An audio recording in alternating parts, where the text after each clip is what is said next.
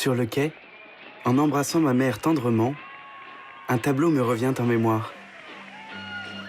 On y voit une femme, bouleversée, qui regarde un train qui s'efface au loin. J'imagine son enfant emporté, vers une guerre, aux colonies peut-être. J'aime les gares, cathédrales à vapeur, imprégnées de mélancolie et de séparation. Mais plus encore, j'aime les monstres mécaniques. L'argent poli de la surface des rails, la fente brune des coussinets, le bois des traverses, les portiques de signalisation. Rien n'est plus admirable que les parallèles de métal qui s'incurvent soudain, défiant les rectilignes. J'entends les derniers mots de ma mère. Ta passion des trains, mon enfant, est une maladie incurable.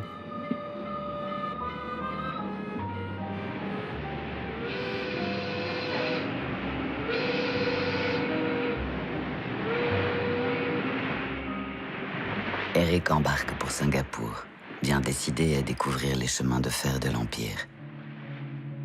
Oui, mais Singapour, les Japonais en rêvent.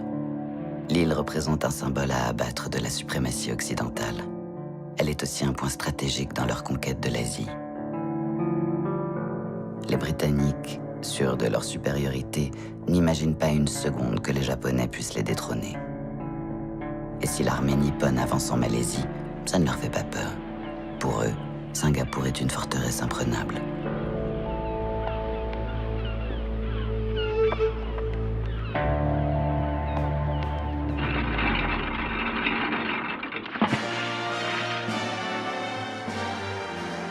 Je débarque enfin. L'arrivée est joyeuse. La fanfare du régiment de Manchester nous attend sur le quai.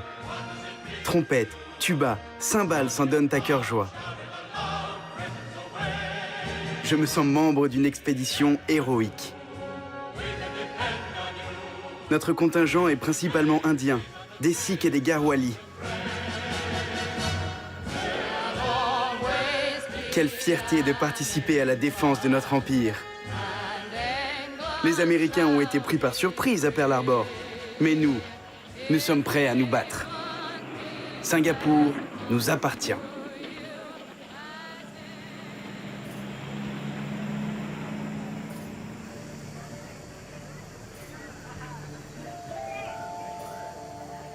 L'île est de toute beauté. La lumière, l'animation, les bruits sont ahurissants. Autour de nous, ce n'est qu'effervescence, joie, tumulte et tintamarre. Je me sens pris dans un tourbillon de vie. Notre empire n'est que splendeur à comparer au froid gris de Scarborough.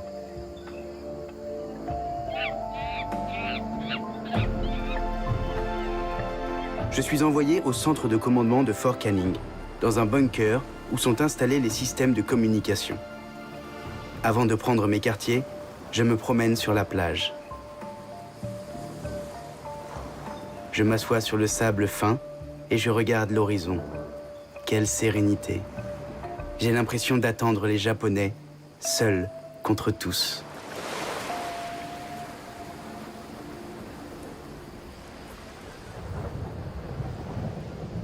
Un grondement lourd au loin me sort de mes pensées. Ça approche.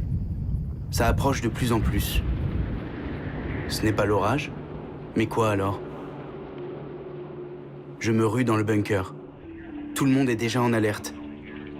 Je prends mon poste, j'écoute les directives à la radio, je transmets des ordres, j'envoie les instructions. Je multiplie les combinaisons de messages codés.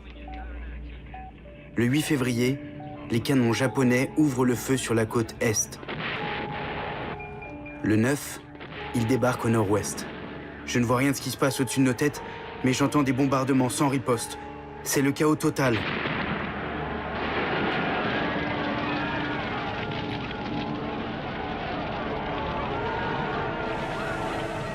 Dans le bunker, les gars s'en mêlent dans les câbles de téléphone. Les messages deviennent confus. Les officiers donnent des ordres incohérents. Le 15 février, on comprend qu'on est foutu.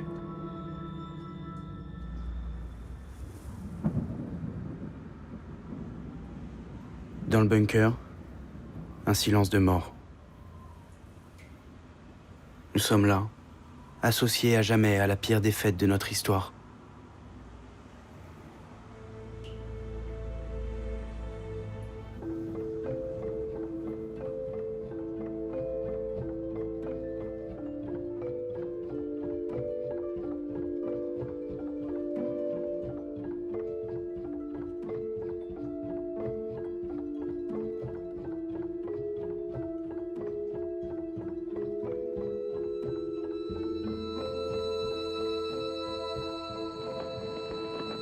Quatre voitures roulent lentement vers le haut de la colline.